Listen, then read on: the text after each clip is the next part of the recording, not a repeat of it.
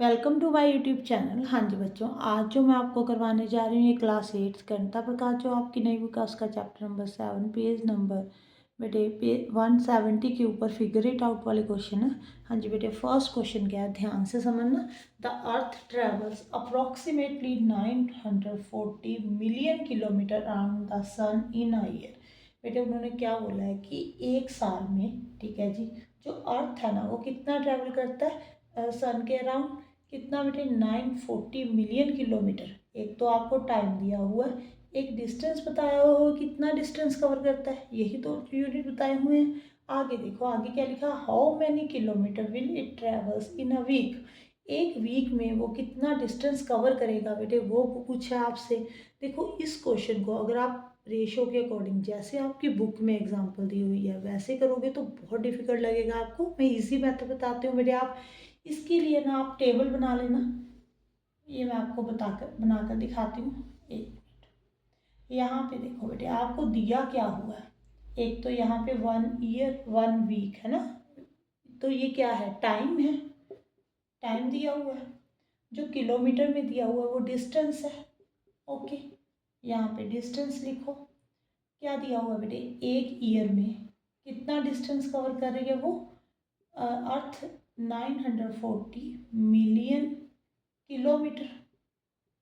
Okay, एक week में पूछा है, आपको नहीं मालूम यहाँ पे आप x किलोमीटर मान लो, ठीक है जी। यहाँ पे आपको लिखना भी पड़ेगा, लेट अज्यूम करना ना आपने, the earth travels x kilometre around the sun in a week, in a week, ठीक है जी। एक वीक में आपने क्या माना है कि x किलोमीटर वो अर्थ जो है सन के अराउंड बल्कि डिस्टेंस कवर कर रही है, x किलोमीटर जा रही है, ठीक है जी। अब आपने क्या करना है बेटे, इसको सॉल्व करने के लिए सबसे पहले आपने ये देखना है, यहाँ पे देखो ये 1 ईयर है, यहाँ से 1 वीक हो गया, 1 वीक में पूछा है, मीन्स टाइम जो आपका यहाँ पे कम हो रहा है। आप मुझे बताओ जब टाइम कम हो जाएगा जो डिस्टेंस कवर करेगा अर्थ सन के अराउंड वो भी कम हो जाएगा। दोनों चीज़ें कम हो रही हैं तो ये डायरेक्ट प्रोपोर्शन है, ठीक है जी। अगर दोनों चीज़ें बढ़ जाएं तो भी ये डायरेक्ट है बेटे। दोनों बल्कि अगर कम हो जाए दोनों ही बढ़ जाएं, दोनों उसमें दोनों कंडीशंस में ये डायरेक्ट प्रोपोर्शन है। इसको सॉल्व करने का एक जैसा ही मेथड होगा बेटे।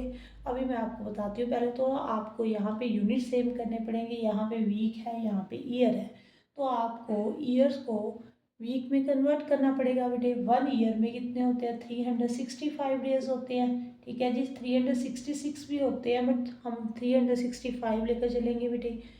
इसको 7 के साथ डिवाइड कर दो, ठीक है जी, ये वीक आ जाएंगे। अब यूनिट सेम हो गया ना, ईयर को आपने वीक में कन्वर्ट कर दिया। यहाँ पे मिलियन, 1 मिलियन में बेटे 1 मिलियन अगर लिखना हो तो 1 के पीछे कितनी जीरो डलती हैं, 6, ठीक है जी। तो 940 के पीछे आप 6 जीरो डाल दो। ओके, क्लियर है, ये डायरेक्ट प्रोपोर्शन का क्वेश्चन है। तो आपने कैसे सॉल्व करना है बेटे, 940 के पीछे 6 जीरो, 940 मिलियन डिवाइडेड बाय कितना टाइम, कितने टाइम में वो डिस्टेंस कवर कर रही है, 365/7 इज इक्वल टू, इसको इसके साथ डिवाइड, इसको इसके साथ, ठीक है जी। फिर क्रॉस मल्टीप्लाई, 1 को इसके साथ मल्टीप्लाई करोगे यही आ जाएगा बेटे सेम, ठीक है जी। 940 मिलियन। अब जो ये वाला 7 है बेटे वो क्या हो जाएगा, ऊपर चले जाएगा, ठीक है जी। इन्वर्स हो जाता है इसका, ये डिवाइड में है तो अगर मल्टीप्लाई में करना है तो इसका इन्वर्स कर देते हैं, ठीक है जी। ये देखो क्लियर है, ये 7 ऊपर चले जाएगा, इसको मल्टीप्लाई कर दो बेटे 94 को 7 के साथ, कितना आ जाएगा 658, पीछे 7 जीरो डिवाइडेड बाय 365। बेटे इसको डिवाइड कर कर देखना, मैं आपको बता देती हूँ कितना आएगा। जब आप इसको डिवाइड करोगे ना 1082739.72 ये आएगा, ठीक है जी। आपने पॉइंट हटा देना है बेटे, आपने आंसर लिखना है 1082739 किलोमीटर। यहाँ पे अप्रॉक्स इतना डिस्टेंस कवर करेगा बेटे वीक में, क्लियर है। आगे नेक्स्ट क्वेश्चन देखो।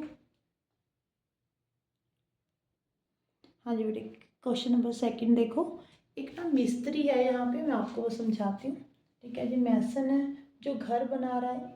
आपको फिगर दी हुई है, डायग्राम दी हुई है कि ऐसे घर बनाना है उसने। He needs to construct both the outer walls and inner wall. बेटे आउटर वॉल्स भी बनानी है उसने, ठीक है जी, और इनर में भी, बीच में भी दीवार बनानी है जो कि सेपरेट हो सके रूम, है ना। अगर ये दीवार नहीं बनाएगा तो रूम सेपरेट नहीं होंगे, अगर ये नहीं बनाएगा तो ये सेपरेट नहीं ना होंगे।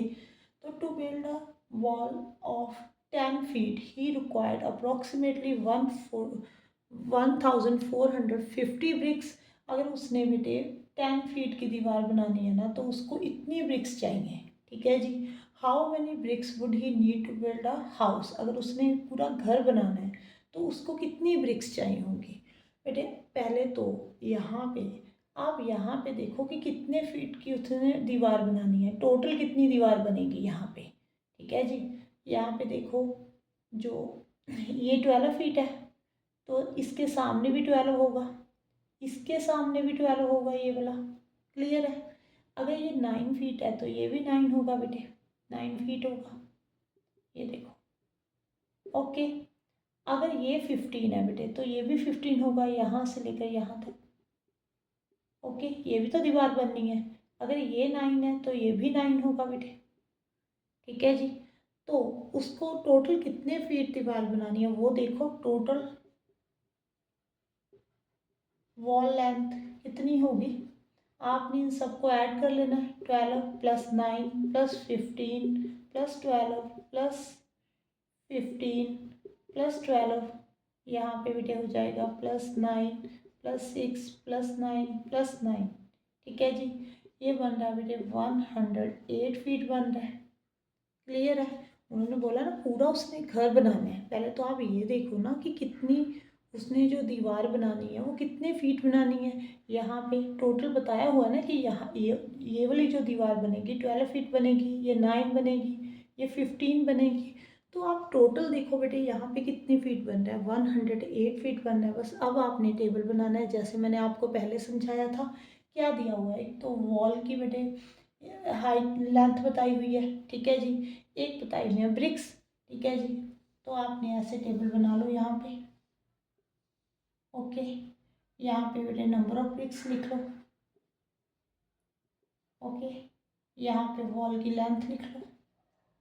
जब वॉल की लेंथ बेटे 10 फीट है ना तो उसको कितनी ब्रिक्स चाहिए, 1450 ब्रिक्स।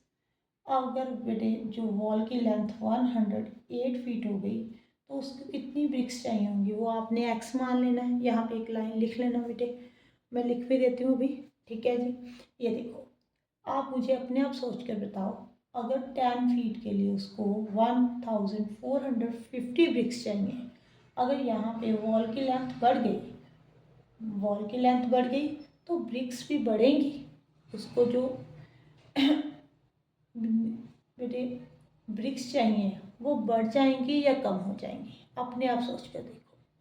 बढ़ेंगी बेटे, अगर उसने ज़्यादा दीवार बनानी है ना, ज़्यादा फीट दीवार बनानी है तो उसको ज़्यादा ब्रिक्स की ज़रूरत होगी। दोनों चीज़ें बढ़ रही हैं तो ये डायरेक्ट प्रोपोर्शन है।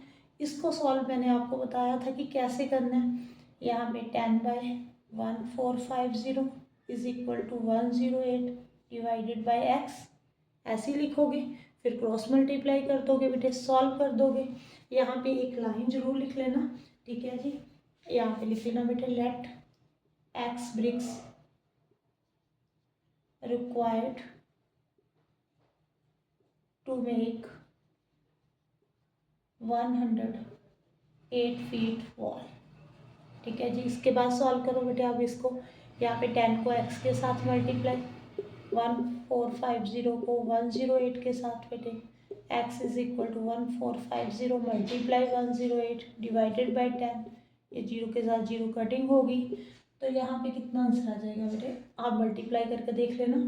15860, ये क्या है, ब्रिक्स है, ठीक है जी। अगर उसने 108 फीट की बेटे दीवार बनानी है ना तो उसको कितनी ब्रिक्स चाहिए होंगी, 15,860। क्लियर है बेटे। नेक्स्ट क्वेश्चन देखो। हाँ जी बेटे, नेक्स्ट प्रॉब्लम देखो। Puneet father went from Lucknow to Kanpur.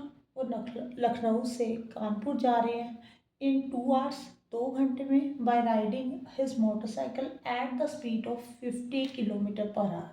बेटे उनकी स्पीड दी हुई है, वो 50 किलोमीटर पर आवर की स्पीड के साथ 2 घंटे में लखनऊ से कानपुर पहुंच जाते हैं।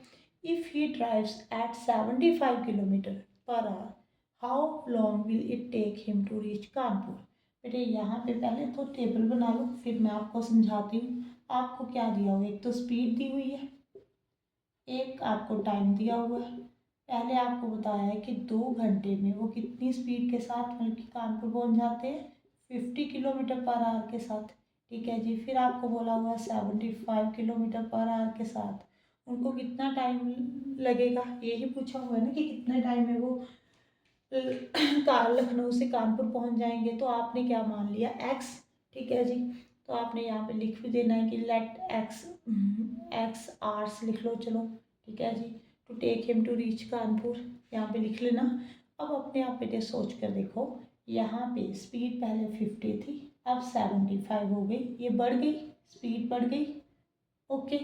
आप मुझे बताओ, अगर आप स्पीड ज़्यादा बढ़ा दोगे तो आपको टाइम कम लगेगा या ज़्यादा लगेगा? बताओ मुझे। अगर आप स्पीड ज़्यादा कर दोगे, मोटरसाइकिल पे जा रहे हो आप कहीं पे, ठीक है जी, अगर आप 50 किलोमीटर की स्पीड के साथ जा रहे हो, किलोमीटर पर आवर की स्पीड के साथ जा रहे हो, आपको 2 घंटे लग रहे हैं बेटे। अगर आपने उसी लखनऊ टू कानपुर ही जाना है, ठीक है, वही डिस्टेंस सेम कवर करना है, डिस्टेंस सेम है दोनों में, अगर स्पीड बढ़ गई तो आपको टाइम कम लगेगा और ज़्यादा लगेगा। टाइम कम लगेगा ना, एक बढ़ रहा है एक कम हो रहा है बेटे, इसको आप इन्वर्स प्रोपोर्शन बोलते हो। ठीक है जी। जो मैंने पहले 2 पार्ट दोनों क्वेश्चन करवाए हैं उनमें क्या हो रहा था, दोनों बढ़ रहे थे या दोनों कम हो रहे थे, वो डायरेक्ट था बेटे।